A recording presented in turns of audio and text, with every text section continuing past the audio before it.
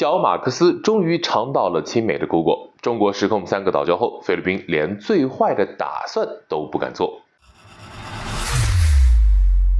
大家好，欢迎收看马超说，我是马超。自从小马克思上任之后，菲律宾在外交方面就一改往日的中立作风，是快速的向美国靠拢了过去。他们不仅试图跟随拜登政府围堵中国，在针对南海地区的活动方面，菲律宾也呈现出了一种不断升级的趋势。眼看着小马克思如此不知好歹之后，在南海问题上，中国要开始动真格的了。我在之前的节目里也聊到过，我国最近在南海的动作。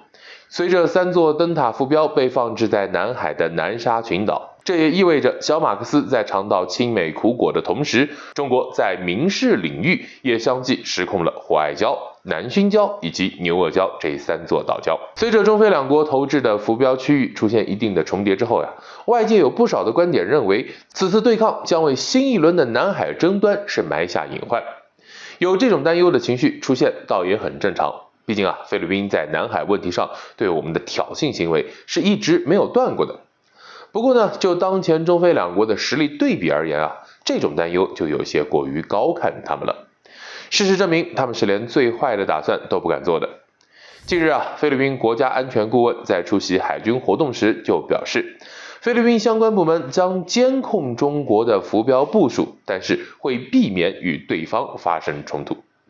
那么从菲方给出的说法中，我们不难看出，小马克思政府估计现在已经冷静下来了。他们清楚的知道对抗是无效的，如果矛盾激化了，那未来必将会有更多的隶属于中国的灯塔浮标出现在南沙群岛乃至其他有争议的海域。为此，他们才会放弃火爱礁、南薰礁以及牛轭礁，选择暂避中国的锋芒。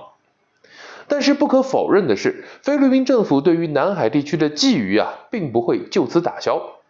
对于菲律宾这种小国而言，尽管正面的对抗是完全不是中国对手的，可是他们却可以迂回出击，比如加大在南海问题上的国际施压，将此事交给联合国，要求国际援助或者是干涉，又或者与亚太的其他国家，尤其是那些与中国有过争端的国家一起狼狈为奸，联手在南海问题上侵犯中国的利益。为此，对于中国而言，还是要打起12分的警惕。虽然这次菲方表示他们会避免与中国发生冲突，可是谁又能保证这里面有几分真几分假呢？针对菲律宾这种主动勾结域外势力来挑动南海局势的国家而言，我们中国唯有不断的强化在南海海域的军事部署和航海布局，才能更好的维护我们在南海地区的核心利益。当准备工作全部完成之后，不管菲律宾一方今后是主动与中国和解，还是继续依赖美国在南海兴风作浪，对于中菲两国今后关系的走向，乃至南海形势的走向，中国都将稳坐钓鱼台。好的，本期话题到此结束，我们下期聊。感兴趣的朋友记得点赞关注。